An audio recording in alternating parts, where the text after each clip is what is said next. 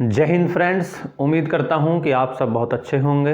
तो आज के इस वीडियो में इंग्लिश ग्रामर के हम अब तक हमने जो कुछ भी पढ़ा है उसको एक एक करके फिर से पढ़ने वाले हैं, फिर से समझने वाले हैं। तो अगर आपने पिछली सारी वीडियोस नहीं देखी हैं तो भी शायद आपको आज का वीडियो समझ में आ सकता है। जबकि हर वीडियो में मैं क्या बोलता हूं कि पिछली सारी वीडियोस अगर नहीं देखी हैं तो आज आपको समझ में नहीं आएगा, लेकिन आज मैं बोल रहा हूं कि अगर आपने पिछली वीडियोस नहीं देखी हैं तो भी आप कुछ थोड़ा बहुत समझ लेंगे, क्योंकि मैं अब तक जो कुछ पढ़ा दिया है उस सबको रिपीट करने वाला हूँ आज के वीडियो में। तो इंग्लिश ग्रामर को फिर से शुरू से समझने की कोशिश करते हैं। अब तक लगभग शायद 6 लेसन्स आपके आ चुके हैं, तो उन 6 लेसन्स में हमने अब तक क्या पढ़ा है वो हम देखने वाले हैं। तो सबसे पहली चीज़ जो हमने पढ़ी थी वो हमने पढ़ी थी सब्जेक्ट को लेकर। ठीक है, सब्जेक्ट यानी कि जिसको हम इंग्लिश में क्या भी बोलते हैं, कर्ता। कर्ता का मतलब क्या हुआ? काम करने वाला। वो कोई चीज़ हो सकती है, वो कोई इंसान हो सकता है, वो कुछ भी हो सकती है। जो चीज़ काम करती है उसको क्या बोलते हैं? सब्जेक्ट, कर्ता, काम करने वाला।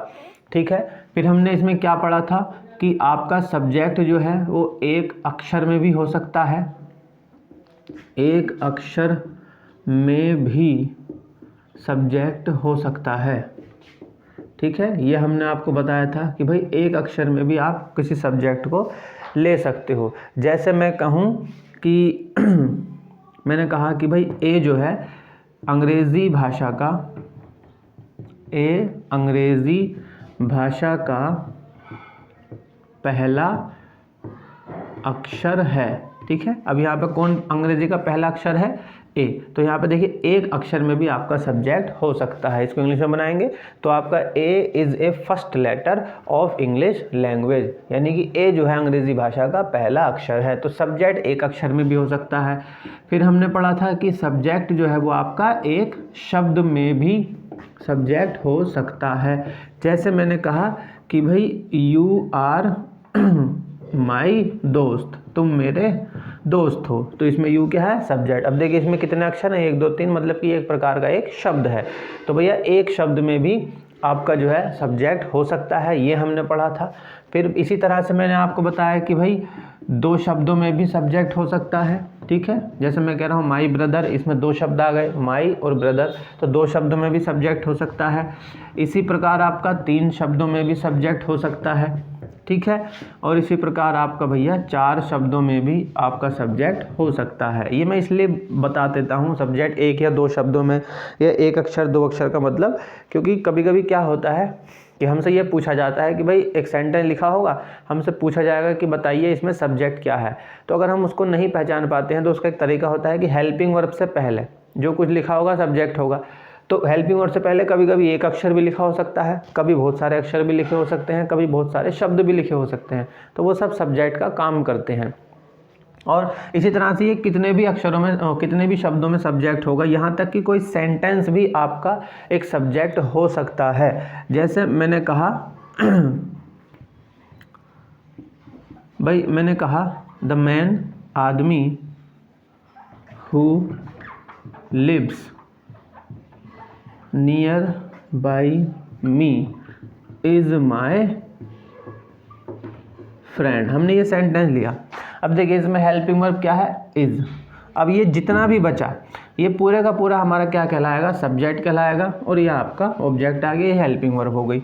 अब देखिए द मैन, वो आदमी, हु लिव्स जो रहता है, नियर बाई मी, ये भी अपने आप में एक सेंटेंस है। ठीक है, वो इंसान जो मेरे पास में रहता है, वो व्यक्ति जो हमारे पास में रहता है, इज़ माई फ्रेंड, वो मेरा दोस्त है। तो बेसिकली आप ये बात कहने की कोशिश कर रहे हो कि मेरा जो पड़ोस में रहने वाला व्यक्ति है वो मेरा दोस्त है। ये आप पूरा सेंटेंस है, लेकिन ये भी अपने आप में इतना भी एक सेंटेंस है। और ये इस पूरे सेंटेंस के लिए इतना बड़ा सेंटेंस क्या है एक रूप में?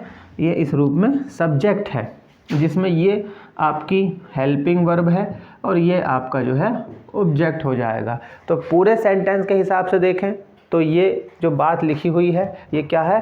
सब्जेक्ट है। इसलिए मैंने आपको बताया कि सब्जेक्ट एक शब्द में, 2 शब्दों में, 3, यानी कि कोई सेंटेंस भी अपने आप में एक सब्जेक्ट हो सकता है। तो इसके लिए मैंने आपको ये बताया था। जबकि इतने, अगर हम इतने सेंटेंस के हिसाब से देखें तो इसमें सब्जेक्ट जो है ये इतना ही हो गया बस। द मैन ही सब्जेक्ट हो गया, ठीक है। लेकिन पूरे सेंटेंस के हिसाब से देखें तो ये पूरा सेंटेंस ही अपने आप में एक सब्जेक्ट कहलाएगा। तो ये हमने बात की थी सब्जेक्ट के बारे में भाई, कि सब्जेक्ट जो है आपका इस तरह से हो सकता है। और अगर आप इसका स्क्रीनशॉट लेना चाहते हैं तो आप इसका स्क्रीनशॉट ले सकते हैं।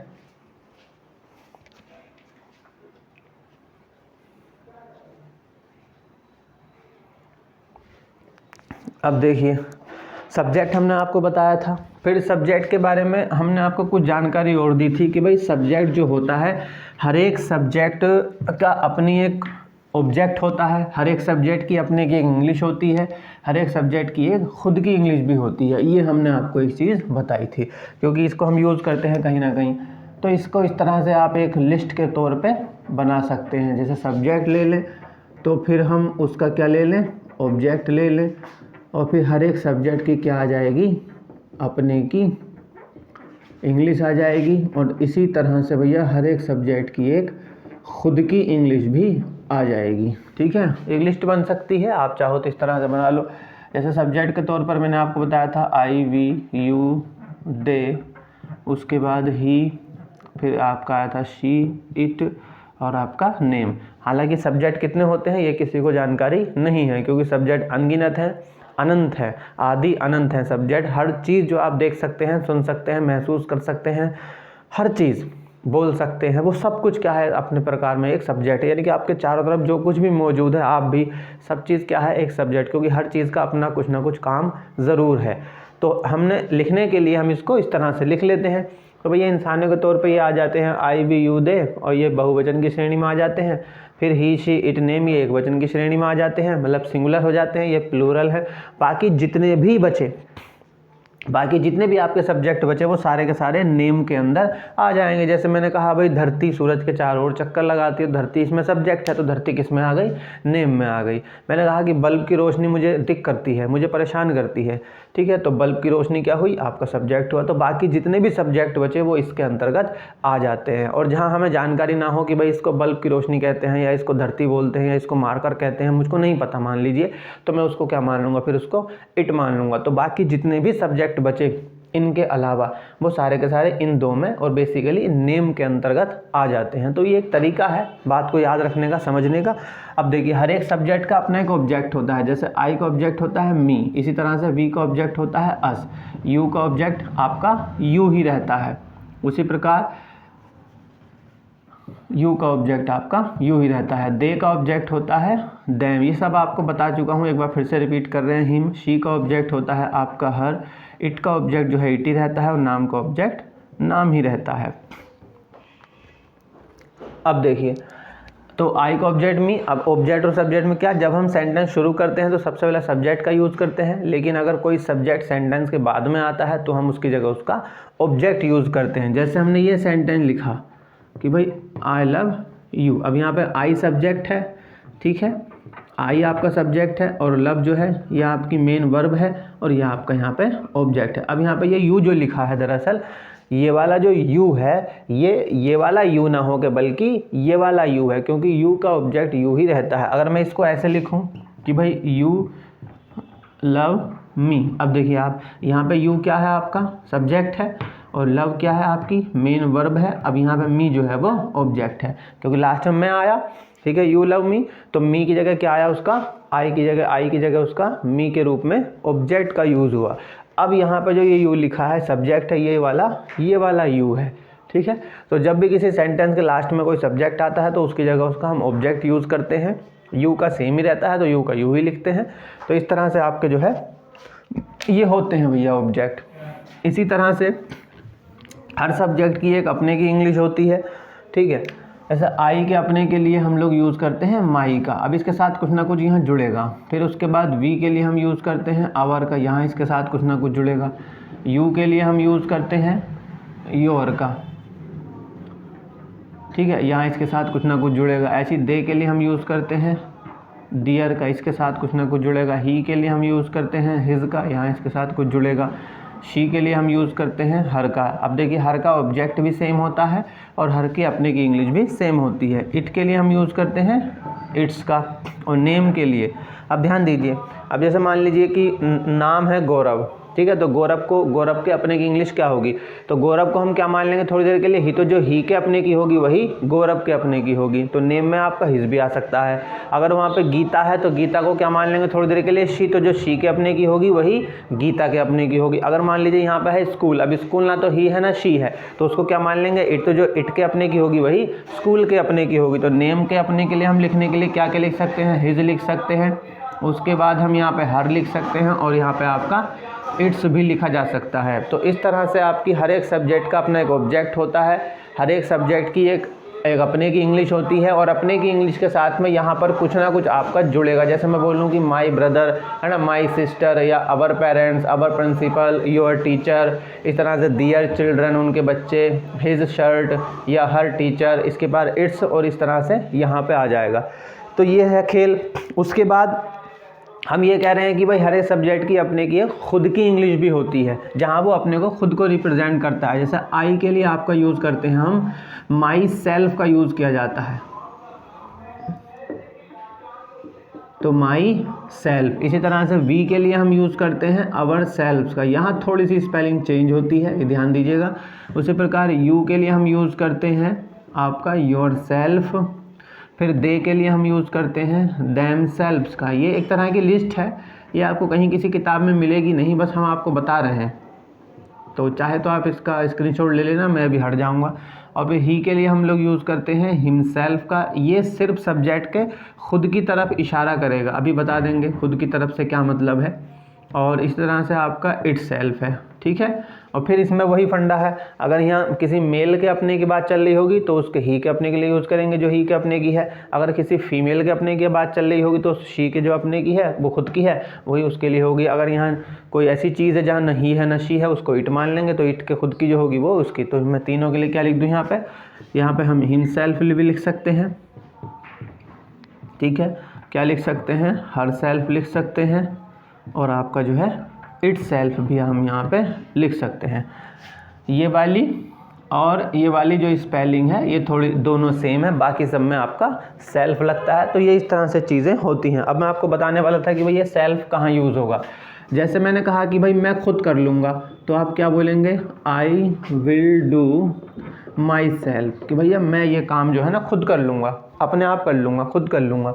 तो उसके लिए हम उसके सब्जेक्ट की जगह क्या यूज़ करते हैं, लास्ट में उसके खुद की इंग्लिश यूज़ करते हैं। और ऐसे ही हर एक सब्जेक्ट की खुद की इंग्लिश ये होती है। बहुत ईजी है, कुछ भी नहीं है वो बाकी जो चीज़ें बची वो सब इसमें छुप गई हैं आकर इस लास्ट वाली लाइन में। बाकी दुनिया के जितने भी सब्जेक्ट हैं उनके जितने भी ऑब्जेक्ट अपने की इंग्लिश, बाकी जितनी भी चीज़ें हैं वो सब इनमें छुप गई हैं नेम के अंदर। तो एक तरह की ये लिस्ट होती है। आप चाहो तो इसका स्क्रीनशॉट ले लो, मैं इसको सही कर देता हूँ। तो ये हमने पढ़ा था, इसका स्क्रीनशॉट ले लीजिए अगर आप इसका स्क्रीनशॉट लेना चाहते हैं तो।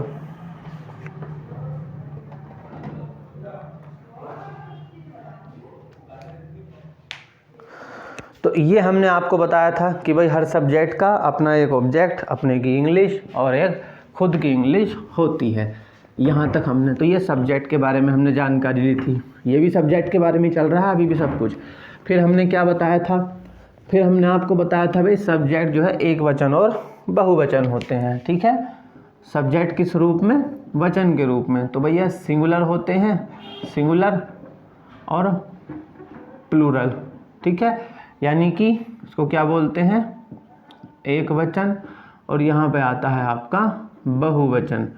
तो एक आई को छोड़ दीजिए और एक यू को छोड़ दीजिए, क्योंकि देखिए आई में दिखता तो मैं एक हूँ, लेकिन दरअसल आई को बहुवचन की श्रेणी में रखा गया है।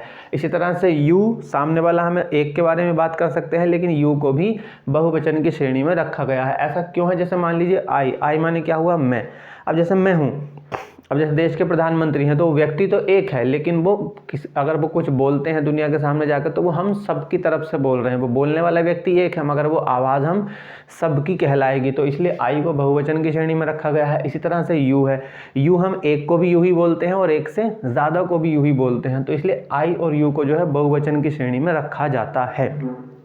अब बाकी जितने भी बचे उनको तो आप देख कर पहचान लोगे, अगर एक चीज़ है तो एक वचन और एक से ज़्यादा है तो बहुवचन। बहुत सिंपल है, जैसे आई वी है ना, यू और इसके बाद ये दे, ये बहुवचन होते हैं।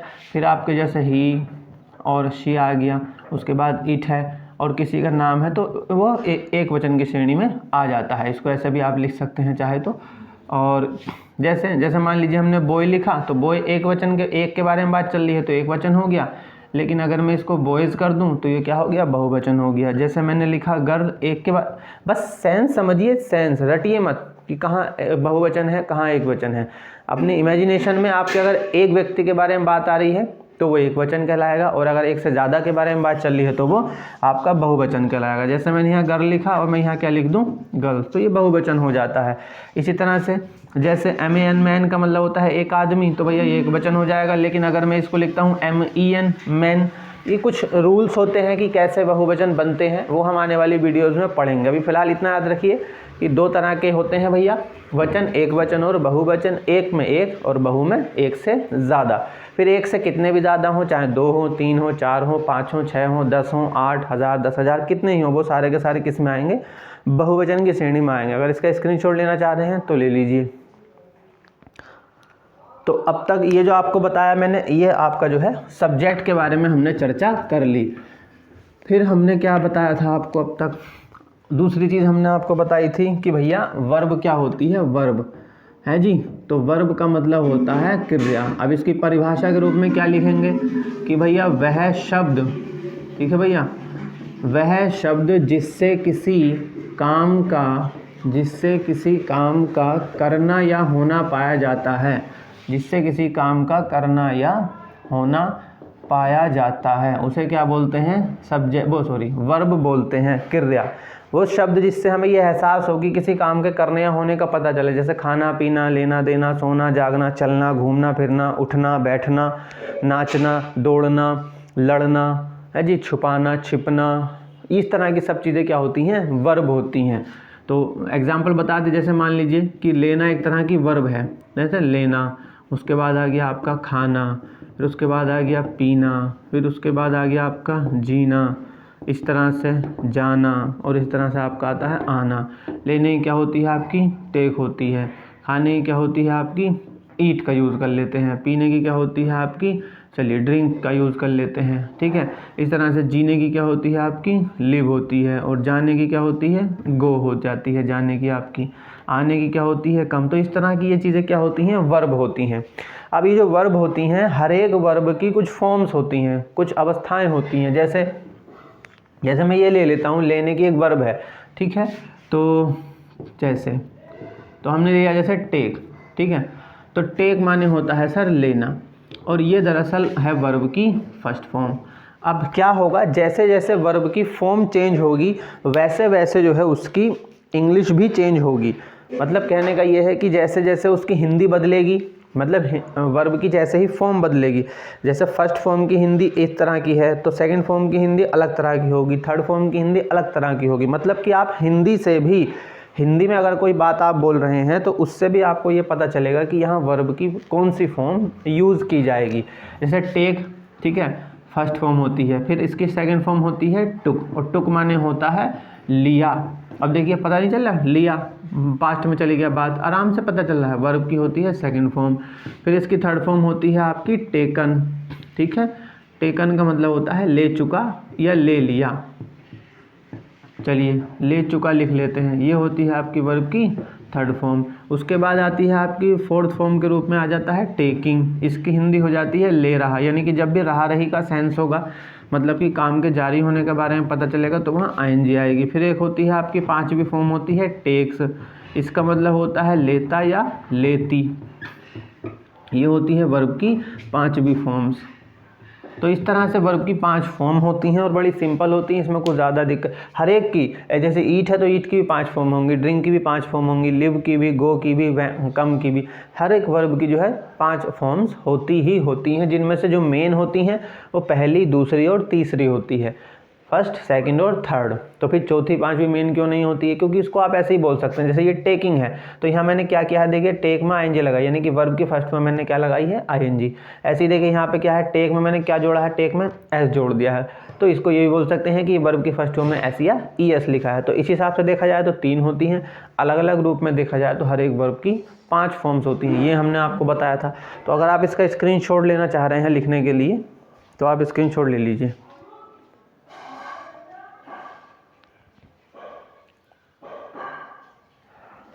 अब देखिए, तो ये तो हमने चर्चा की थी आपकी वर्ब के बारे में, तो चर्चा हमारी सब्जेक्ट के बारे में ख़त्म हो गई, वर्ब के बारे में ख़त्म हो गई। अब हम बात कर रहे हैं अब तक जो जो चीज़ें पढ़ी हैं, एक एक चीज़ पर मैं फिर से फोकस कर रहा हूँ। तो अगर आपने पिछली वीडियोज़ नहीं भी देखी होंगी तो शायद आपको कुछ समझ में आ सकता है। और अब बात कर ले रहे हैं हेल्पिंग वर्ब के बारे में। जो सबसे ज़्यादा मेन होता है वो होती हैं आपकी हेल्पिंग वर्ब्स, ठीक है जी। तो जैसा कि नाम से ही पता चल रहा है, मतलब क्या है इसका हिंदी में जी, सहायक क्रियाएं। तो सच में ये सहायता करती हैं, सच में ये आपकी हेल्प करती हैं, क्योंकि इसी के बेस पर आप पहचानोगे कि बात किस तरह से कही जाएगी इंग्लिश में और कैसे कही जाएगी, क्योंकि बाकी चीज़ें सेम होंगी, ठीक है जी। लेकिन एक हेल्पिंग वर्ब जो है वही डिफरेंस पैदा करती है, वही अंतर पैदा करती है। तो कुछ हेल्पिंग वर्ब्स होती हैं, जैसे हेल्पिंग वर्ब्स के रूप में आपके आ जाता है इज़ आ जाता है, एम आ जाता है, आर है, उसके बाद वाज है, उसके बाद वर है, ठीक है। फिर उसके बाद आपका हैव है, फिर हैज़ है, और फिर आपका हैड है। और फिर आपकी बचती हैं डू है, डज है, डिड है, फिर आपका विल है, शैल है, कैन है, कुड है, मे है, फिर आपका माइट आ जाता है, इसी तरह से आपका मस्ट आ जाता है। फिर हम लोग यूज़ करते हैं शुड का, और फिर हम लोग यूज़ करते हैं वुड का। तो इस तरह से ये कुछ हेल्पिंग वर्ब्स आपकी बन जाती हैं। अब मैंने इनको ऐसा करके क्यों लिखा है, उसका एक फंडा है। जब भी is am are was were की बात आएगी हेल्पिंग वर्ब के रूप में, तो जब भी आप इसके बाद कोई वर्ब लगाओगे तो वो हमेशा वर्ब की फर्स्ट फॉर्म में आईएनजी ही लगाओगे। इसको आप ऐसा भी बोल सकते हो कि आप वर्ब की कौन सी फॉर्म लगाओगे जी, चौथी फॉर्म यूज़ करोगे। तो ये याद करने के तरीके के लिए मैं इसको ऐसा करके लिख देता हूँ। ऐसी हैव, हैज़, हैड जो आता है इसके बाद हमेशा जो है वर्ब की थर्ड फॉर्म आती है हमेशा। तो ये याद करने के लिए मैंने इसको ऐसे लिखा है ताकि आपको आसानी हो। तो ये आपकी हेल्पिंग वर्ब्स होती हैं, इन्हीं के बेसिस पर सब कुछ किया जाएगा। सारे टेंस इन्हीं के बेसिस पे हैं, सारे सेंटेंस इन्हीं के बेसिस पे हैं, सारी ग्रामर सब कुछ जो है यही बेस है, जो आज बता रहा हूँ यही बेस है। अब ये बाकी जितनी भी हेल्पिंग वर्ब आपकी बची, इनके बाद हमेशा जो है वर्ब की फर्स्ट फॉर्म आएगी। अब देखिए कितना आसान है याद रखना, कुछ मुश्किल है? कुछ भी मुश्किल नहीं है। बस is am are was were को ध्यान रखिए, जब भी इनके बाद आई मतलब कि वर्ब आएगी तो उसकी फोर्थ फॉर्म यानी कि वर्ब की फर्स्ट फॉर्म आईएनजी आएगी, और जब भी हैव, हैज, हैड कहीं आएगा तो उसके बाद हमेशा थर्ड फॉर्म आएगी। बाकी जितनी भी हेल्पिंग वर्ब बची उसके बाद हमेशा फर्स्ट फॉर्म आएगी। हम इनको डिटेल में एक एक हेल्पिंग वर्ब को पढ़ेंगे आने वाली वीडियोज़ में। अभी आप हेल्पिंग वर्ब के रूप में इनको याद रखिए। अगर लिखना चाहते हैं तो इसका स्क्रीनशॉट ले लीजिए।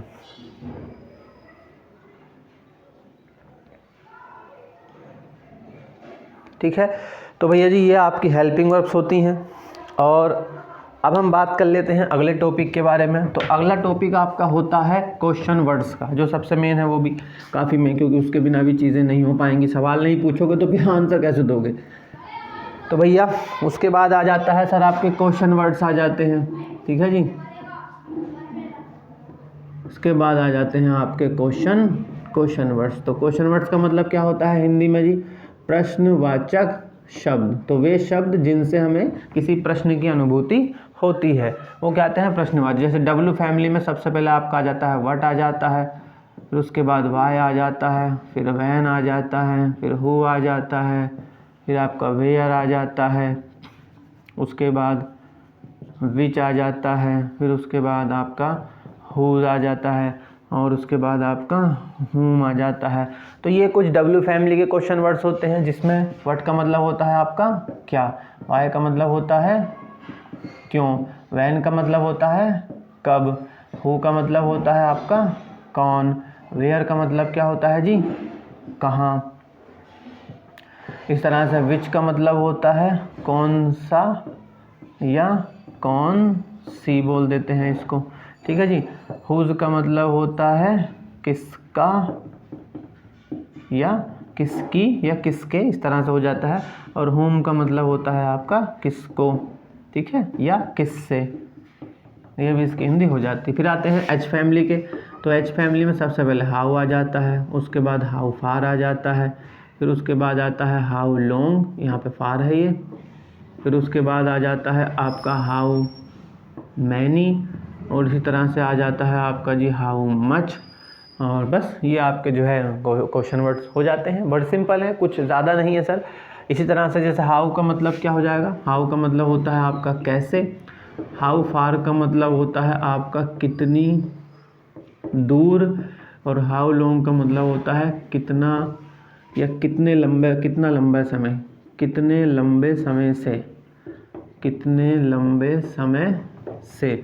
उसी तरह से हाउ मैनी का मतलब होता है कितने या आपकी कितने, ये हमेशा जो है गिनने के लिए यूज होगा, गिनना। जब भी आप काउंटिंग वाली चीज़ करेंगे तो हाउ मैनी का यूज़ करेंगे, और हाउ मच का मतलब होता है कितना या कितने। ये आपका हमेशा जो है तोलने वाली चीज़ के लिए यूज़ किया जाएगा, बैलेंस करने वाली चीज़ों के लिए। जैसे मैं कह रहा हूँ 1 गिलास पानी है ना, तो अगर मैं काउंटिंग करूँगा तो हाउ मैनी का यूज़ करूँगा, और काउंटिंग नहीं करूँगा तोलने वाली चीज़ों के लिए मैं क्या लगाऊंगा, हाउ मच की बात करूँगा। जैसे मैं कह रहा हूँ कि तुम कितना पढ़ते हो, अब मैं इसको क्या करूँ, ये तो मैं दिमाग में तोलने की कोशिश कर रहा हूँ, कितना पढ़ते हो, तो कितना पढ़ने के लिए हम हाउ मच स्टडी का यूज़ करेंगे। लेकिन अगर मैं ये पूछूँ कि तुम कितने घंटे पढ़ रहे हो, अब यहाँ काउंटिंग हो गई, तो भाई हाउ मैनी आवर्स, ये घंटे हो गए। तो ये कुछ आपके क्वेश्चन वर्ड्स होते हैं। अगर आप इनको लिखना चाहते हैं तो आप इसका स्क्रीनशॉट ले लीजिए सर।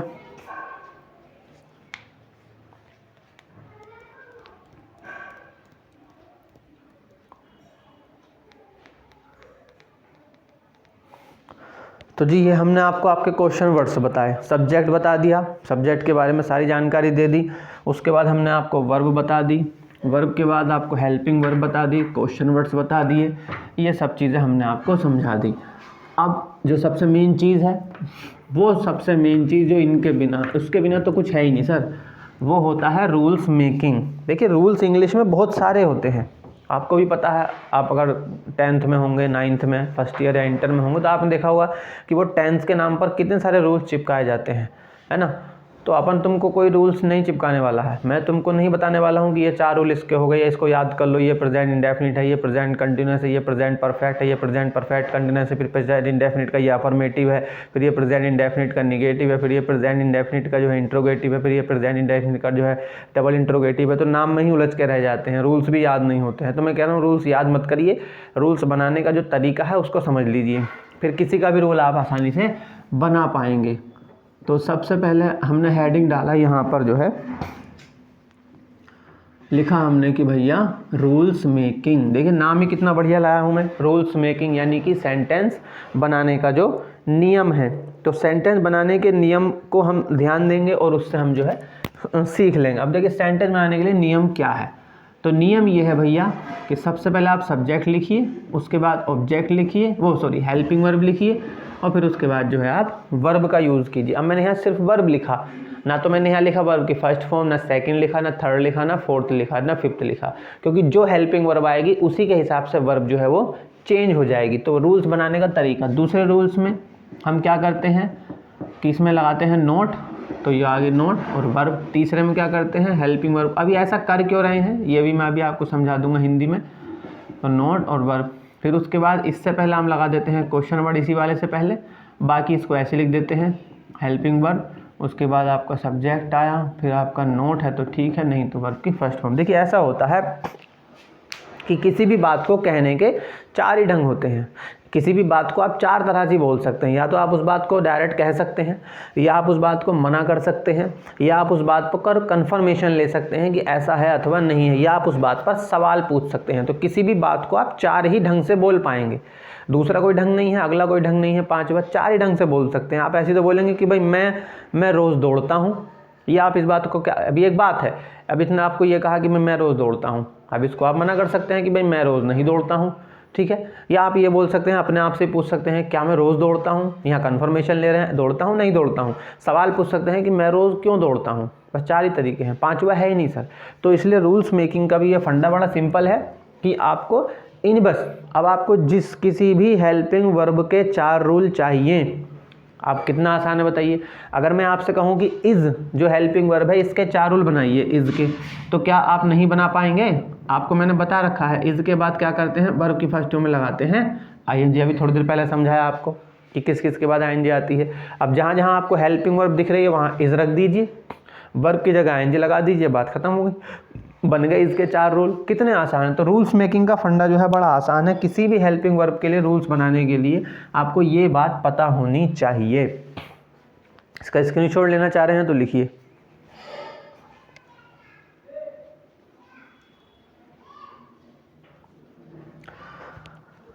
तो मैंने बोल दिया कि अगर इसका आप स्क्रीनशॉट लेना चाह रहे हैं तो लिखिए। मुझे ये बोलना था कि अगर आप लिखना चाहते हैं तो इसका स्क्रीनशॉट ले लीजिए। तो ये आपका जो है रूल्स मेकिंग का फंडा है। अब समझिए, एक चीज़ और समझिए। देखिए, ये तो मैंने आपको बताया कि हर एक बात को बोलने के 4 ढंग हैं। अब ये जो बात है ये भी तो कितने प्रकार की हो सकती है। तो दरअसल बातें भी 4 ही प्रकार की होती हैं। इसका भी ध्यान दीजिए, बातें कितनी प्रकार की होंगी ये सबसे भी मेन है काफ़ी ज़्यादा। तो अगर हम बातों के बारे में बात करें तो भैया हम लिख सकते हैं कि बातें जो हैं 4 प्रकार की होती हैं। बातें भी 4 प्रकार की होती हैं, ठीक है। पहली तरह की बातें क्या होती हैं? काम का पता चलना। काम का पता चलना पहली तरह की बातें वे होती हैं जिनमें हमें काम के बारे में पता चलता है। जैसे मैंने कहा कि भाई मैं पढ़ाता हूँ, मेरे पिताजी सरकारी नौकरी करते हैं, ठीक है, मेरा भाई मजदूरी करता है, या मैं जो है काशीपुर जाऊँगा, ठीक है, मैं 2 साल बाद दुनिया का सबसे अमीर आदमी बनूँगा, ठीक है भैया, मैंने जो है खाना खाया था, या मैंने तुम्हें बताया था। इसमें क्या हो रहा है? काम के बारे में पता चल रहा है। लेकिन अगर मैं ये बोलूँ, दूसरी तरह की बातें वे होती हैं जिसमें काम जो है जारी होता है। तो भैया काम का जारी होना। दूसरी तरह की बातें वे होती हैं काम का जारी होना, ठीक है। जैसे मैंने कहा कि भाई मैं पढ़ा रहा हूँ, अब यहाँ काम कंटिन्यू है। मैंने कहा कि वो मुझे देख रही है, काम कंटिन्यू है। मैंने कहा कि मैं सो रहा था, काम कंटिन्यू था। मैं बैठा था, काम कंटिन्यू था। मैं सो रहा हूँगा, काम कंटिन्यू हो गया, ठीक है जी। वो जा रहे होंगे, काम कंटिन्यू हो गया। तो दूसरी तरह की बातें वे होती हैं जिसमें हमें काम की कंटिन्यूटी का पता चलता है कि काम जारी है। वो दूसरी तरह की बातें होती हैं। तीसरे तरह की बातें वे होती हैं जिसमें हम कहते हैं काम का पूरा होना, ठीक है, ये बोल सकते हैं काम का पूरा होना। तो एक तरह की बातें वे होती हैं जिसमें हमें ये एहसास होता है, जिसमें काम के पूरे होने का पता चलता है। जैसे मैंने कहा कि भाई मैंने पढ़ा दिया है, काम पूरा हो गया। खाना बन गया है, काम पूरा हो गया। वे जा चुके थे, काम पूरा हो गया, ठीक है। उन्होंने ट्यूशन पढ़ा दिया होगा, काम पूरा हो गया। काम पूरे होने का एहसास होता है। वो तीसरे तरह की बातें होती हैं। चौथे तरह की बातें वे होती हैं जहाँ समय के बाद काम जारी है। एक समय के बाद ऐसा बोल सकते हैं कि भाई एक समय के बाद काम जारी है। बस ये हिंदी जिसने पकड़ ली उसके लिए खेल खत्म हुई सर इंग्लिश में। उसके लिए फिर इंग्लिश में कुछ है ही नहीं सर इंग्लिश में। बस 2-3 बातें जो अभी इससे पहले बताई वो पता। और ये सबसे मेन चीज़, एक समय के बाद काम जारी है। जैसे मैंने कहा अब इसमें काम जारी होगा, लेकिन वो एक समय के बाद, मतलब एक समय बीत गया होगा और काम अभी भी जारी होगा। जैसे मैं कहूँ कि मैं सुबह से पढ़ा रहा हूँ, तो सुबह से अब तक का समय बीत गया और काम अभी भी जारी है। मैंने कहा कि मैं पिछले 10 साल से पढ़ा रहा हूँ, तो 10 साल बीत चुके हैं और मैं अभी भी पढ़ा रहा हूँ, ठीक है। मैंने कहा कि तुम 4 घंटे से सो रहे हो, है जी, तो 4 घंटे बीत गए और काम अभी भी जारी है। मैंने कहा कि तुम वो 2 घंटे से मुझे घूर रहा था, तो 2 घंटे पूरे हो चुके थे मगर वो फिर भी मुझे घूर रहा था। तो एक समय बीत जाता है और काम उसके बाद फिर भी क्या होता है? जारी होता है, कंटिन्यू होता है। तो चौथी तरह की बातें ये होती हैं। बस 4 ही तरह की बातें होती हैं दुनिया में।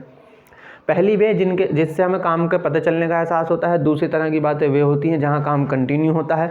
तीसरी तरह की बात वहाँ होती है जहाँ काम के पूरे होने का एहसास होता है। और चौथी तरह की बातें वे होती हैं जहाँ एक समय बीत गया होता है और काम अभी भी जारी होता है। अब ध्यान दीजिए, इनमें से मैं किसी भी तरह की कोई बात उठा लूँ तो उसको बोलने के कितने ढंग हैं? 4 ढंग। हाँ में, ना में, क्या में, और फिर उसका हम सवाल पूछ सकते हैं। ये सबसे मेन है सर काम के बातों का पता चलना। अगर इसको लिखना चाहते हैं तो इसका स्क्रीनशॉट आप ले सकते हैं। छोटी छोटी चीज़ें समझा रहा हूँ, अब तक जो आपको बताया है उसको रिपीट कर दे रहा हूँ ताकि आपके लिए आसान हो पिछली सारी वीडियोज़ में जो बताया है उसको समझ पाना। तो भैया जी ये हुआ।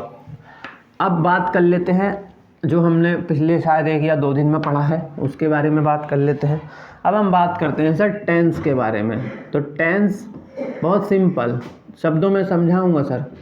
काल, जिसको हम क्या भी कहते हैं सर, समय कहते हैं। अब इस पर ध्यान दीजिए, मैंने अभी आपको एक बात कही कि भाई दुनिया में बातें जो है वे 4 तरह की होती हैं, ठीक है। काम का पता चलना, काम का जारी होना, काम का पूरा होना और काम एक समय के बाद जारी है, ठीक है जी। तो अब 4 तरह की बातें जब प्रेजेंट में हैं तो सेम 4 तरह की बातें किस में भी हो सकती हैं, पास्ट में हो सकती हैं, और सेम 4 तरह की बातें किस में भी हो सकती हैं, फ्यूचर में। यानी कि बातें सेम ही हैं, बस हम उनको बोलने की वजह से ये पता चल जा रहा है कि ये प्रेजेंट की है, पास्ट की है या फिर फ्यूचर की है। तो टेंस कोई बहुत बड़ी बात नहीं है, बस टेंस क्या, बातें जो 4 तरह की हैं वो भैया प्रेजेंट में बोली जाएंगी तो ऐसे बोली जाएंगी, और पास्ट में आएंगी तो ऐसे बोली जाएंगी, फ्यूचर में आएंगी तो ऐसे बोली जाएंगी, पर बातें सेम ही रहेंगी, उसमें कोई ज़्यादा फर्क नहीं आता है। अब देखिए, तो जैसे हमने यहाँ पे प्रेजेंट लिख लिया, ठीक है जी, फिर हमने क्या लिख लिया यहाँ पे, पास्ट लिख लिया, और हमने यहाँ पे लिख लिया आपका फ्यूचर। अब ध्यान दीजिए, ठीक है जी, प्रेजेंट, पास्ट और फ्यूचर। अब कोई भी एक बात लेते हैं, चलो पहले डायरेक्ट लिखते हैं, है ना। सबसे पहले क्या होता है, काम का पता चलता है। अब ये मैं पहचान के साथ लिख रहा हूँ, देखिए, काम का पता चलता है। पास्ट में मैं इसको कैसे लिखूँगा, काम का पता चला या चला था, ठीक है भैया। इसमें क्या करेंगे, काम का पता चलेगा। ये मैं पहचान लिख रहा हूँ ताकि आपके लिए आसान हो। ये देखिए, ये पहचान है सर, ये पहचान है, प्रेजेंट, पास्ट और फ्यूचर की पहचान है, ये मुश्किल नहीं है। तो दूसरी तरह की, एक ही तरह की बात तो हुई काम का पता चलना। प्रेजेंट में पता चलेगा तो ये पहचान, पास्ट में पता चलेगा तो ये पहचान, फ्यूचर में पता चलेगा तो ये पहचान। और दूसरी तरह की बातें, काम कंटिन्यू होता है, जारी होता है। अब देखिए, तो इसमें क्या होता है कि भाई काम चल रहा है, तो ये पहचान हो गई। उसके बाद यहाँ पे जल्दी से सोचो, फटाफट बता दो क्या होगा, काम चल रहा था, और यहाँ पे क्या हो जाएगा भाई, काम चल रहा होगा। लो जी, खेल खत्म। तीसरी तरह की बात, काम का पूरा होना, तो भाई काम पूरा हो चुका है। लो जी, ये आ गई पहचान। इसमें काम पूरा हो चुका था। लो जी, उसके बाद इसमें क्या हो जाएगा, काम पूरा हो चुका होगा। लो जी, ये आ गई पहचान। बड़ी एक ही बात को मैं 3 काल में कैसे बोलूँगा वो लिख रहा हूँ बस, ठीक है। इसमें क्या हो जाएगा, समय के साथ काम चल रहा है। लो जी, इसमें क्या हो जाएगा कि भाई समय के साथ काम चल रहा था। लो जी, यहाँ क्या हो जाएगा, जल्दी बताओ, समय के साथ काम चल रहा होगा। लो जी, पहचान लिख दी मैंने, बात खत्म हो गई। वही जो अभी मैंने बातें लिखी थी 4 तरह की, उनको मैंने प्रेजेंट, पास्ट और फ्यूचर में लिख दिया। तो क्या बदलेगा, पहचान बदल जाएगी थोड़ी सी, जिससे हमें ये पता चलेगा कि भाई प्रेजेंट का है, पास्ट। अब देखिए, यहाँ क्या पहचान आ रही, चलता है, यहाँ क्या हो जा रही, चला था, है ना। वैसी पहचान पड़ रही है, यहाँ चलेगा, पता चल रहा है फ्यूचर का, रहा है, प्रेजेंट आ गया, रहा था, है ना, काम जारी था, तो क्या हो गया, पास्ट। चल रहा था, चल रहा होगा, तो ये फ्यूचर में चला गया। चुका है, प्रेजेंट में आ गया, चुका था, पास्ट में आ गया, ये पहचान हो गई। तो काहे इतना परेशान हो रहे हैं टेंस के चक्कर में, परेशान होने की ज़रूरत नहीं है। इसको देखिए फटाफट, ये इसका स्क्रीनशॉट ले लीजिए लिखने के लिए।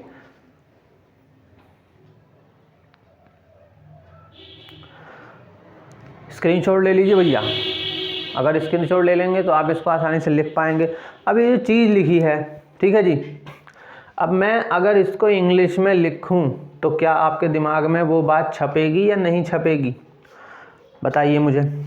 वो बात आपके दिमाग में छपेगी या नहीं छपेगी, आराम से छपेगी सर, ध्यान दीजिएगा।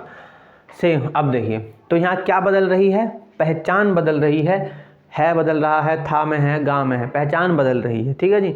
तो पहचान जो बदलती है वो हेल्पिंग वर्ब से बदलती है। मैंने अभी थोड़ी देर पहले आपको बताया कि हेल्पिंग वर्ब का काम ही क्या है, सेंटेंस के बीच में डिफरेंस पैदा करना। जैसे मान लीजिए, एक है, पहली तरह की बात है काम का पता चलना, तो अब भाई 3 तरह से हो सकता है काम का पता चलना, प्रेजेंट, पास्ट और फ्यूचर। तो मैं पहचानूंगा कैसे, वो पहचान पड़ेगी हेल्पिंग वर्ब से। ऐसी काम कंटिन्यू होने वाला है, ठीक है, लेकिन वो प्रेजेंट का है, पास्ट का या फ्यूचर का, ये मुझे हेल्पिंग वर्ब से एहसास होगा। तो मैं हेल्पिंग वर्ब को लेकर इसका जो है इंग्लिश में क्या लिखेंगे, देखो इसको हम लिखते हैं इस तरह से, सब्जेक्ट वर्ब की फर्स्ट फॉर्म या वर्ब की फर्स्ट फॉर्म प्लस एस या ईएस आता है, ठीक है।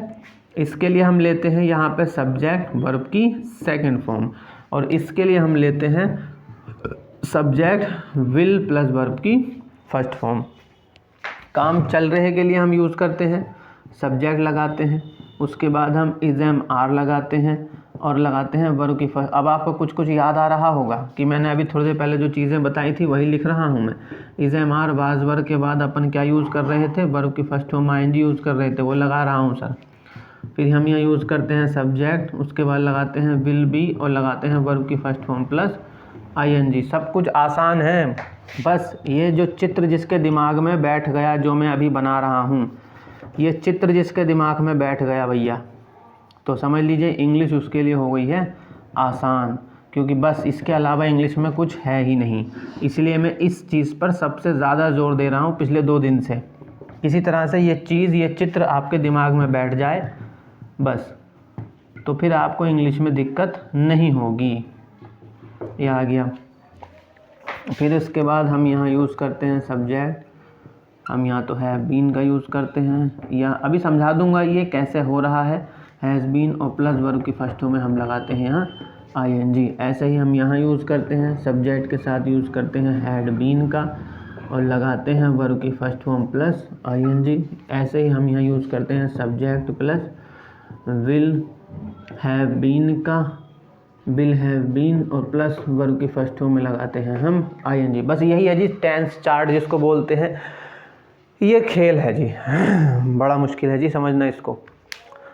खैर यही चीज़ है। अब देखिए ध्यान दीजिए, इसमें हम क्या कर रहे हैं, सब्जेक्ट के साथ लगा रहे हैं वर्ब की फर्स्ट फॉर्म प्लस। इस चीज़ को छोड़ दीजिए, चलिए थोड़ी देर के लिए इसको भूल जाइए, एक इस वाले को भूल जाइए और एक इस वाले को भूल जाइए। अब देखिए बाकी सब में तो हेल्पिंग वर्ब मौजूद है। अब देखिए तीनों में सब्जेक्ट है, तीनों में सब्जेक्ट है, मतलब तीनों में चारों में कह सकते हैं, यहाँ भी सब में सब्जेक्ट है। यहाँ क्या है, आईएनजी है, यहाँ भी आईएनजी है, यहाँ भी आईएनजी है। यहाँ थर्ड फॉर्म है, यहाँ भी थर्ड फॉर्म है, यहाँ भी थर्ड फॉर्म है। यहाँ बीन प्लस आईएनजी है, यहाँ भी बीन प्लस आईएनजी है और यहाँ भी आपका बीन प्लस आईएनजी है। तो फ़र्क क्या है, फ़र्क है हेल्पिंग वर्ब का सर, हेल्पिंग वर्ब का फ़र्क है। देखिए आप यहाँ पे is am are helping verb है, यहाँ वाज और वर हेल्पिंग वर्ब है और यहाँ आपका विल बी हेल्पिंग वर्ब है, यानी कि यहाँ तो विल ही हेल्पिंग वर्ब है, यहाँ हैड है और यहाँ हैव हैज़ है, यहाँ हैव है और मतलब हैव हैज़ है और यहाँ भी हैड है। तो हेल्पिंग वर्ब से डिफरेंस पता चलता है। अगर मैं हेल्पिंग वर्ब ना लगाऊंगा तो मैं इनमें से किसी का भी जो है सेंटेंस नहीं पहचान पाऊंगा कि ये किस हेल्पिंग वर्ब से बन रहा है। अब ज़रा ध्यान दीजिए, अभी थोड़ी देर पहले मैंने आपको क्या बताया कि रूल्स मेकिंग का एक फंडा बताया था। तो आप किसी भी सेंटेंस को 4 तरह से बोलेंगे, अब ये भी एक तरह का सेंटेंस को 4 तरह से बोलेंगे, तो इसके कितने रूल बनेंगे, 4 रूल बन सकते हैं इसके। ये सब्जेक्ट विल प्लस वर्ब की फर्स्ट फॉर्म, इसके 4 रूल आप बना सकते हो या नहीं बना सकते हो, ठीक है, बना लोगे आसानी से। वो जो फंडा बताया था मैंने उसमें हेल्पिंग वर्ब की जगह क्या रखना है, विल, और वर्ब की जगह रखना है वर्ब की फर्स्ट फॉर्म। बन गए 4 रूल। अब जैसे ये सेंटेंस है, पहचान काम का पता चलेगा, जैसे मैं कह रहा कि मैं जाऊँगा, ये तो है ना, काम का पता चलेगा, मैं जाऊँगा। तो अगर ये आई विल गो, मना करो मैं नहीं जाऊँगा, I will not go. 4 rule बनाइए, सेंटेंस बन गया, और कुछ भी नहीं है। आज की वीडियो में इतना ही रखते हैं, और क्योंकि वीडियो काफ़ी लंबा हो गया है, तो अगर आप इसे लिखना चाहते हैं तो इसको लिख लीजिए। इसके आगे की जो चीज़ें हैं वो कल की वीडियो में हम कंटिन्यू करेंगे। कोई दिक्कत आई है तो आप नीचे व्हाट्सअप नंबर है डिस्क्रिप्शन बॉक्स में, डायरेक्ट जुड़ सकते हैं मुझसे, या आप कमेंट करिए, मैं उसका जवाब देने की कोशिश करूँगा। आज की वीडियो में सिर्फ इतना ही। अपना ख्याल रखिए। इसका स्क्रीनशॉट ले लीजिए।